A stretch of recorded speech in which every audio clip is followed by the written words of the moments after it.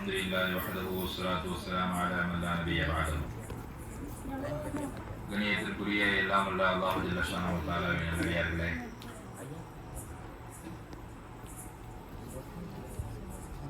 நம்மை படைத்து பரிபாலிக்கின்ற ஏக வல்லோனை போற்றி புகழ்ந்தவனாகவும், நமக்கு வழிகாட்டியாக அனுப்பப்பட்ட எம்பெருமானார் ரசூலுல்லாஹி கரீம் ஸல்லல்லாஹு அலைஹி வஸல்லம் அவர்கள் மீதும், அன்னாரின் குடும்பத்தார்கள், தாபியீன்கள், தபா தாபியீன்கள், ஹதீஸ்களை தொகுத்து அறிவித்த இமாம்கள், குறிப்பாக இந்த மஜ்லிஸில் அமர்ந்திருக்கக்கூடிய நம் அனைவரின் மீதும் அல்லாஹ்வுடைய வற்றாத கருணை என்றும் நின்று நிலவட்டுமாக என்று பிரார்த்தித்தவனாக இன்றைய ஒரு சிறிய உரையை ஆரம்பம் செய்கின்றோம்.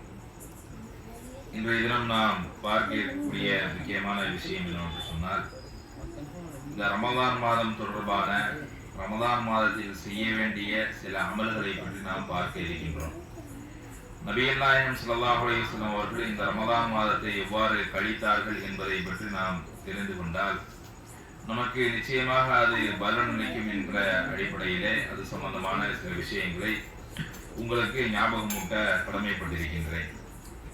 நபிகள் நாயகம் ஸல்லல்லாஹு அலைஹி வஸல்லம் அவர்கள் இந்த ரமலான் மாதத்தில் எப்படி அவர்கள் செயல்பட்டார்கள் என்று சொன்னால், இதை அப்பாஸ் ரலியல்லாஹு அன்ஹு அறிவிக்கிறாங்க. அல்லாஹ்வின் தூதர் ஸல்லல்லாஹு அலைஹி வஸல்லம் அவர்கள் மக்களிலேயே அதிகமாக வாரி வழங்கக்கூடியவர்களாக இருந்தார்கள். ரமலான் மாதத்தில் அவர்களை ஜிப்ரீல் அலைஹிஸ்ஸலாம் அவர்கள் சந்திக்கும் வேளையில் வழக்கத்தை விட அதிகமாக வாரி வழங்குவார்கள். ஜிப்ரீல் அலைஹிஸ்ஸலாம் அவர்கள் ரமலான் மாதத்தில் ஒவ்வொரு இரவிலும் நபி ஸல்லல்லாஹு அலைஹி வஸல்லம் அவர்களை சந்தித்து அதுவரை அருளப்பட்டிருந்த குர்ஆனை அவர்களுக்கு ஓதி காட்டி கற்றும் தருவார்கள். ஜிப்ரீல் அலைஹிஸ்ஸலாம் அவர்கள் நபி ஸல்லல்லாஹு அலைஹி வஸல்லம் அவர்களை சந்திக்கும் போது அவர்கள் மழைக்காற்றை விட அதிகமாக மக்களுக்கு நன்மையை வாரி வழங்கும் கொடையாளராக திகழ்வார்கள். மேலும் நபி ஸல்லல்லாஹு அலைஹி வஸல்லம் அவர்கள் குர்ஆன் முழுவதையும் ஜிப்ரீல் எனக்கு ஓதி காட்டி வந்தார் என்று கூறினார்கள். இது முஸ்லிம் என்ற ஹதீஸ் கிதாபிலும் புகாரியிலும் 3220 4622வது ஹதீஸாக பதிவு செய்யப்பட்டிருக்கிறது. அப்ப இந்த ரமலான் மாதத்தினுடைய முக்கியமான ஒரு கான்செப்ட் என்ன அப்படின்னு சொன்னோம் அப்படின்னா, அல்லாஹ் ரப்பல் ஆலமீன் இந்த ரமலானுக்கென்று தனிப்பட்ட முறையில் சிறப்பு இருக்கிறதா என்று கேட்டால், ரமலான் மாதத்திற்கு சிறப்பு இல்லையா? எதனால் ரமலான் சிறப்பான மாதம் என்று சொன்னால், இது இந்த மாதத்தில் தான் திருக்குர்ஆனை நாம் அருளினோம், அதனால் இது சிறப்பான மாதம். ஷஹ்ரு ரமலான் அல்லதி உன்ஸில ஃபீஹில் குர்ஆன் ஹுதல் லின்னாஸி வ பையினாத்தின் மினல் ஹுதா வல் ஃபுர்கான். இந்த ரமலான் மாதத்தில் தான் சத்தியத்தையும் அசத்தியத்தையும் பிரித்து தரக்கூடிய இந்த திருக்குர்ஆனை நாம் உங்களுக்கு வழங்கினோம். ஃபமன் ஷஹித மின்கும் ஷஹர், யார் இந்த மாதத்தை அடைந்து கொள்கிறாரோ ஃபல்யஸும்ஹு, அவர்கள் அதில் நோன்பு நோற்றுக் கொள்ளட்டும். ஒமன் கான மரீதன் அவ் அலா சஃபரி, யாரேனும் நோயாளியாகவோ அல்லது பிரயாணத்திலோ இருந்தால் ஃபஇத்தத்து மின் அய்யாமின் உஹர், அவர் வேறு ஒரு நாட்களிலே கணக்கிட்டு அந்த நோன்பை வைத்துக் கொள்ள வேண்டும். இப்படி அல்லாஹ் ரப்பல் ஆலமீன் திருக்குர்ஆனை நமக்கு சொல்லி காட்டுகின்றான். அப்ப எவ்வளவு பெரிய ஒரு இலகுவான ஒரு எளிமையான மார்க்கமாக இருக்குதுன்னு பாருங்க. அதே நேரம் இந்த ரமலான் மாதத்தில் ரசூல் ஸல்லல்லாஹு அலைஹி வஸல்லம் அவர்கள் தான தர்மங்களாக இருக்கட்டும், நன்மைகளாக இருக்கட்டும், அதிகமாக செய்யக்கூடியவர்களாக அவர்கள் இருந்ததாக இந்த ஹதீஸ் நமக்கு தெரிவிக்கின்றது. அதுவும் ஜிப்ரீல் அலைஹிஸ்ஸலாம் அவர்கள் சந்திக்கும் போதெல்லாம் இன்னும் அதிகமாக அவர்கள் செய்யக்கூடிய அமல்கள் அதிகமாக போய்கொண்டே இருக்குது. அதே நேரம் ஜிப்ரீல் அலைஹிஸ்ஸலாம் அவர்களுக்கும் என்ன தொடர்பு என்று சொன்னால், ஜிப்ரீல் அலைஹிஸ்ஸலாம் அவர்கள் இதுவரை வஹி செய்தியாக என்னென்ன வசனங்களை எல்லாம் சொல்லி காட்டினார்களோ அந்த வசனங்களை எல்லாம் அல்லாஹ்வுடைய தூதருக்கு ரிமைண்டிங், ஞாபகம் ஊட்டுதல்.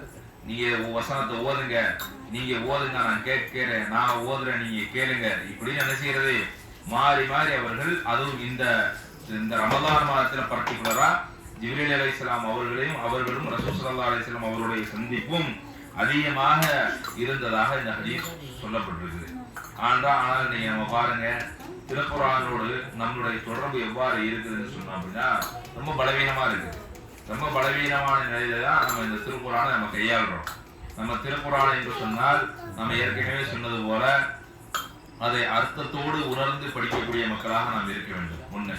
இன்னொன்னு, அட்லீஸ்ட் டெய்லி ஒரு 10 நிமிஷமாச்சு என்ன செய்யணும், இந்த திருக்குர்ஆனை அது என்ன சொல்லுது, இறைவன் நம்மோடு என்ன பேசுறான், அதுல இருக்கக்கூடிய அறிவியல் என்ன, அதுல இருக்கக்கூடிய கருத்துக்கள் என்ன, இப்படிங்கிறத பத்தி நாம் சிந்தித்தோம் என்று சொன்னால் நிச்சயமாக அதுல மிகப்பெரிய ஒரு ஒளி இருப்பதாக அல்லாஹ் ரப்பல் ஆலமீன் சொல்லி காட்டுகின்றார். இந்த திருக்குர்ஆன் என்றாலே அது என்னதான், ஒரு நேர் வழிகாட்டி, அது ஒரு வழிகாட்டி. அதை நாம் படிக்க படிக்கத்தான் நமது உள்ளம் என்ன செய்யும், விசாலப்படும்.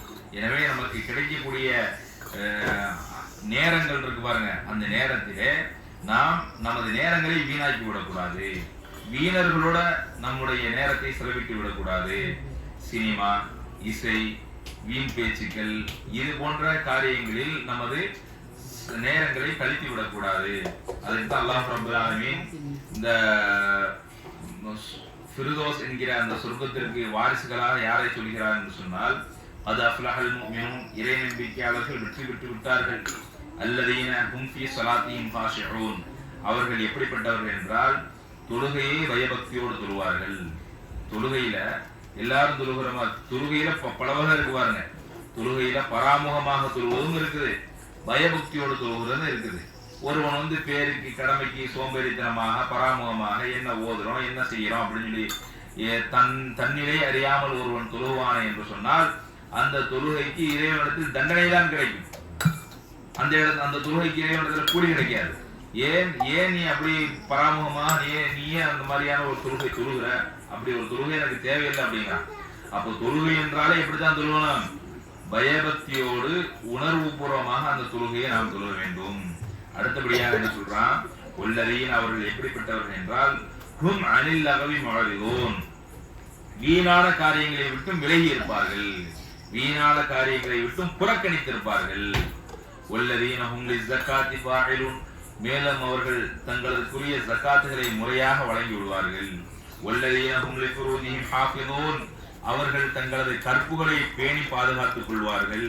இல்லா அலா அஸ்வாஜிஹிம் வமா மலக்கத் ஐமானுஹும் ஃபஇன்னஹும் கைரு மலூமீன், அவர்கள் தங்களுக்கு ஹலாலாக்கப்பட்ட மனைவிமார்களை தவிர வேறு யாரிடமும் அவர்கள் தங்களது கற்புகளை இது போன்று பகிர்ந்து கொள்ள மாட்டார்கள் என்று அல்லாஹ் ரப்பல் ஆலமீன் சொல்லி காட்டுகின்றார். இப்பேற்பட்டவர்கள் தான் உலாயிக ஹுமுல் வாரிசூன், அவர்கள் தான் வாரிஸ். அவர்கள் எதற்கு வாரிசு என்று சொன்னால் ஜன்னத்துல் ஃபிர்தௌஸ் என்கிற அந்த சொர்க்கத்திற்கு அவர்கள் வாரிசு ஆவார்கள் என்று அல்லாஹ் ரப்பல் ஆலமீன் சொல்லி காட்டுகின்றார்.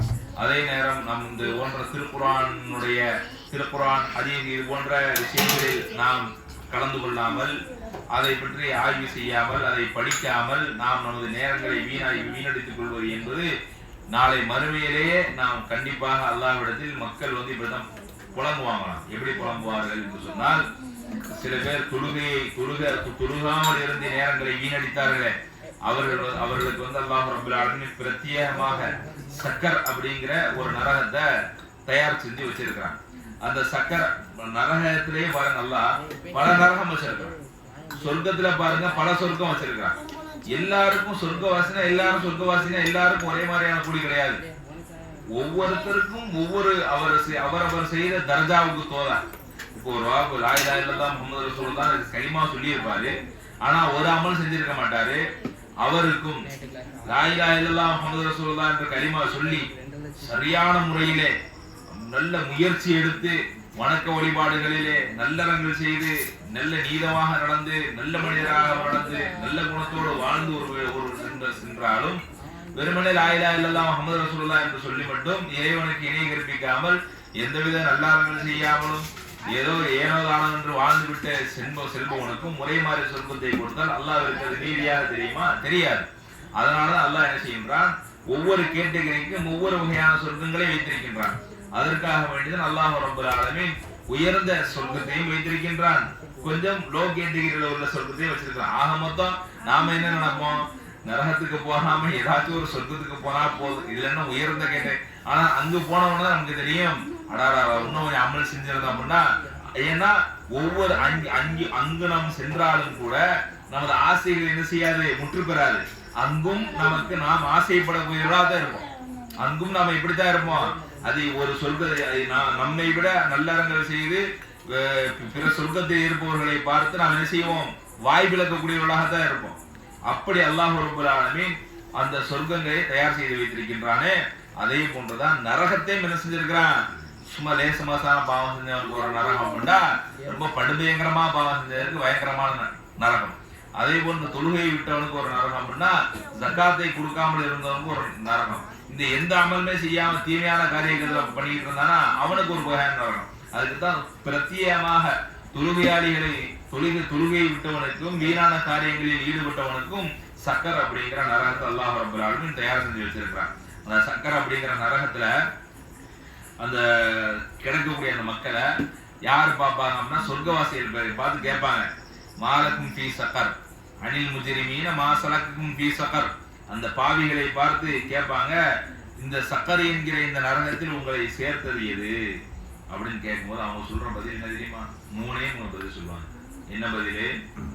ஆலு லம் நகும் மினல் முஸல்லீன், நாங்கள் தொழுகக்கூடியவர்களாக இல்லை. முதல் பதில் என்னது? சக்கர் என்கிற நரகத்துக்கு நாங்கள் கொலை செய்ததற்காக எங்களுக்கு வழங்கப்படவில்லை, கொள்ளையடித்ததற்காக வழங்கப்படவில்லை, விபச்சாரம் செய்ததற்காக வழங்கப்படவில்லை, வட்டி வாங்கியதற்காக வழங்கப்படவில்லை, இன்னபிற பெரும் பாவமான பில்லி சூனியம் மாயம் மந்திரம் கண்ணேறு இது போன்ற மூட நம்பிக்கைகளை நம்பியதற்காக வழங்கப்படவில்லை. மாறாக எதற்காக வழங்கப்பட்டிருக்கிறது? வெறுமனே தொழுக மட்டும் செய்யலாம். சில பேர் பார்க்கலாம், தொழுகிறத அது ஒரு கடமையாக கருதுறது கிடையாது. தொழுகிறத நான் பார்த்துக்கிறோம் அப்படின்னு ஏளனமாக நினைக்கிறாங்க, ரொம்ப ஒரு அற்பமாக நினைக்கிறாங்க. ஆனால் நல்ல மனிதராக வாழ்ந்தாலுமே தொழாமல் இருந்த ஒரு காரணத்திற்காகவே அவர் நரகத்திற்கு செல்வார் என்று சொன்னால் நாம் அதை சாதாரணமாக நினைக்கலாமா? அப்ப அதுக்குத்தான் அந்த மக்கள் சொல்றாங்கன்னா, நாங்கள் தொழுகக்கூடியவர்களாக இல்லை. அடுத்து என்ன சொல்றாங்க? வலம் நக்கு நுத்இமுல் மிஸ்கீன், நாங்கள் ஏழைகளுக்கு உணவளிக்கக்கூடியவர்களாகவும் இல்லை. இது ரெண்டாவது. மூணாவது பதில் தான் என்னது ரொம்ப முக்கியம். இது ரெண்டும் இல்லட்டா அடுத்து என்ன செய்வாங்க? அவர்களது நேரத்தை எப்படி கழிச்சிருப்பாங்க? வீணர்களோட கழிச்சிருப்பாங்க, வீணாக கழிச்சிருப்பாங்க. அதுதான் பாருங்க, நாங்கள் வீணர்களோடு எங்களது நேரங்களை நாங்கள் செலவிட்டோம். புரியுதா? அப்ப என்ன என்ன பதில் சொல்றாங்க? தொழுகல, ஏழைகளுக்கு உணவளிக்கல, இது ரெண்டு இல்லாததுனால எங்களுக்கு நேரம் நிறைய இருந்துச்சு. தொழுகாமலாம் அவனுக்கு தொழுகையுடைய நேரம் அவனுக்கு கிடைக்கணும் செஞ்சிருக்கோம். ஏழைகளுக்கு உணவளிக்கணும்னா அந்த அதனுடைய பொருளாதாரம் நேரம்னா கிடைக்கணும் செஞ்சிருக்கோம். அப்ப அந்த நேரத்தை எப்படி செலவிட்டான்? வீணர்களோட செலவிட்டான். இன்னைக்கு பாருங்க, ஒவ்வொரு மனிதர்களையும் ஷைத்தான் எப்படி வழி எடுக்கிறான் அப்படின்னா, உனக்கு நேரம், அதாவது எப்படின்னா நேரம் டைம் பாஸ் ஆக வேண்டும் என்பதற்காக என்ன செய்யறான்? சில வீணான காரியங்களில் ஈடுபடுறான். ஆனால் அவனுக்கு தலைக்கு மேல எக்கச்சக்கமான வேலைகள் இருக்கு. அவனுடைய தொழில் சம்பந்தமான வேலைகள் இருக்கும், குடும்பத்திற்கு செய்ய வேண்டிய கடமைகள் இருக்கும், வீட்டுக்கு செய்ய வேண்டிய கடமைகள் இருக்கும், சமுதாயத்திற்கு செய்ய வேண்டிய கடமைகள் இருக்கும். ஆனா அவன் என்ன நினைக்கிறான்னா, எனக்கு என்ன இது, எனக்கு ஒரு கடமையே கிடையாது. நான் 3 வேளை சாப்பிடணும், 2 வேளை டீ குடிக்கணும், நான் இங்கே போனாலும் என்ன செய்யணும், ஏதாச்சும் ஸ்நாக்ஸ் சாப்பிடணும், ஊர் சுத்தணும், ஏன்னா ஒரு செலவுக்கு காசு வேணும், இது இருந்தா போதும், கையில ஒரு போன் இருக்குது, அது இருந்தா போதும், அதை நோடிக்கு நான் என்ன செய்வேன், என்னுடைய நேரங்களை நான் செலவழிப்பேன், இப்படியே எனக்கு ஜாலியா தெரியும் அப்படிங்கிற மாதிரி என்ன செய்யறான், மனிதன் வாழ்ந்து கொண்டிருக்கின்றான். இதுதான் ஷைத்தானுக்கு ரொம்ப ஒரு மிகப்பெரிய ஒரு வழிகெடுப்பதற்கு ரொம்ப ஏதுவாக அவனுக்கு அமைந்து விடுகின்றது. எனவேதான் நாம் கழிக்கக்கூடிய அந்த நேரங்களை நாம் என்ன செய்ய வேண்டும்? ரொம்பவும் எச்சரிக்கையாக அந்த நேரங்களை நாம் செலவிட வேண்டும் என்று இந்த நேரத்தில் உங்களுக்கு நான் சொல்லிக் கொள்கின்றேன். அதே மாதிரி ரசூல் ஸல்லல்லாஹு அலைஹி வஸல்லம் அவங்க இந்த இறுதி பத்திரம் வந்து விட்டது என்று சொன்னால் அவர்கள் எப்படி அமைத்துக் கொள்வார்கள் என்று சொன்னால், ஆயிஷா ரலியல்லாஹு அன்ஹா சொல்றாங்க, ரமலான் மாதத்தில் இறுதி 10 நாட்கள் துவங்கிவிட்டால் அல்லாஹ்வின் தூதர் ஸல்லல்லாஹு அலைஹி வஸல்லம் அவர்கள் வணக்க வழிபாட்டின் மூலம் இரவுகளுக்கு உயிரூட்டுவார்கள். வழிபாட்டில் ஈடுபடுவதற்காகவே தம் துணைவியரையும் விழிக்க செய்வார்கள், தமது கீழாடையை இறுக்கி கட்டிக் கொள்வார்கள் அப்படின்னு இதை ஆயிஷா ரலியல்லாஹு அன்ஹா அறிவிக்கிறாங்க. அப்ப என்ன, இந்த கடைசி 10 நாள்ல இதுல இருந்து என்ன தெரியுது? மனைவியரோட என்ன செய்ய மாட்டாங்க, சேர மாட்டாங்க. அவர்கள் வணக்க வழிபாடுகள் ரொம்ப மும்முரமாக இருப்பாங்க, ஆர்வமாக இருப்பாங்க அப்படின்னு ஆயிஷா ரலியல்லாஹு அன்ஹா சொல்றாங்க. அப்ப இந்த ரமலான் மாதம் நமக்கு வந்ததற்கு காரணமே என்ன காரணத்திற்காக என்று சொன்னால், நாம் நம்மை சரிபடுத்திக் கொள்ள வேண்டும். இந்த ரமலான் மாதத்துல பாருங்க, நமக்கு 2 விதமான விஷயங்கள் சரியாகுது. நாம் அறிந்தோ அறியாமலோ நம்மளுடைய உடல் என்ன செஞ்சிருது, சரியாகி விடுகிறது. நமது உடலில் இருக்கக்கூடிய பல்வேறு விதமான நோய்கள். கடந்த 2022ஆம் வருடம் ஒரு நோபல் பரிசு ஒன்று கொடுத்தான். எதுக்கு நோபல் பரிசு கொடுத்தாங்கன்னா, இது போன்ற நோன்பு வைப்பவர்களுக்கு அவர்களது உடல்களில் என்னென்ன மாற்றங்கள் ஏற்படுகிறது அப்படின்னு சொல்லி நோபல் பரிசு கொடுத்தான். அதுக்கு ஒரு ஜப்பானை சேர்ந்த ஒரு விஞ்ஞானி கண்டுபிடிச்சு சொல்லி இருக்கிறாப்புல, அவர்கள் உடல்கள் உணவுகளை எடுக்காததன் காரணமாக ஏற்கனவே உள்ளே இருக்கும் பாருங்க பழைய கழிவுகள், அந்த கழிவுகளை ஃபுல்லா என்ன செஞ்சிருது, கிளீன் பண்ணி விட்டுருது. அந்த கழிவுகள் இல்லை அப்படின்னாலே நமக்கு ஆபத்து விளைவிக்கக்கூடிய பெரும்பெரும் நோய்கள் இருக்கு பாருங்க, கேன்சர், இது போன்ற வரக்கூடிய நோய்கள், இது நமக்கு தயாராக இருக்கக்கூடிய நோய்கள், செல்லுகள், இதெல்லாம் அழிச்சா செஞ்சது கிட்டத்தட்ட நம்ம உடல்களை பரிசுத்தப்படுத்தி விடுகின்றது. இது நம்ம விரும்பினாலும் விரும்பாவிட்டாலும் அது தன்னால நடந்து விடுகின்றது. ஆனால் மார்க்கத்தில் அல்லாஹ் ரப்பல் ஆலமீன் உடலை சுத்தப்படுத்துவதற்காக, நமது உடல் நலத்தை பேணுவதற்காக இந்த ரமலான் நமக்கு கடமையாக்கப்படலை. நமது ரமலான் என்ன செய்யும், நம்மை விட்டு பிரியும் போது எப்படி பிரிய வேண்டும் என்று சொன்னால், நாம் ஒரு புதிய மனிதனாக மாறிவிட வேண்டும். உடல் சுத்தத்தை மார்க்கம் எதிர்பார்க்கவில்லை, மாறாக எந்த சுத்தத்தை எதிர்பார்க்கின்றது, உள்ளம் சுத்தம் அடைய வேண்டும். நமது இதயம் எப்படி இருக்கணும், நமது கல்பு, நம்முடைய அறிவு, நம்முடைய சிந்தனை, இதுவெல்லாம் ஈமானியத்தான ஒரு சிந்தனையாக நமக்கு இருக்க வேண்டும். இந்த ரமலான் மாதத்தில் எப்படி நமது புலன்களை எல்லாம் கட்டுப்படுத்தி அல்லாஹ்விற்கு பயந்து அல்லாஹ் பார்த்து கொண்டிருக்கின்றான் என்கிற சிந்தனையில் நாம் வாழ்ந்தோமோ, அப்படியே நாம் மீதி இருக்கக்கூடிய காலகட்டம் வரைக்கும் நமது வாழ்க்கையை அமைத்துக் கொள்ள வேண்டும். அப்படி ஒரு மனிதன் வாழ்ந்தால்தான் இந்த ரமலான் அவனுக்கு ஒரு பயனுள்ள ஒரு ரமலானாக இருக்கும் என்பதில் எந்தவித சந்தேகமும் இல்லை. எனவே அல்லாஹ் ரப்பல் ஆலமீன் இந்த ரமலானை நம்மளுக்கு பயனளிக்கக்கூடிய ரமலானாக ஆக்கி தருவான் என்று கூறி இந்த சிறிய உரையை நிறைவு செய்கின்றோம். அஸ்ஸலாமு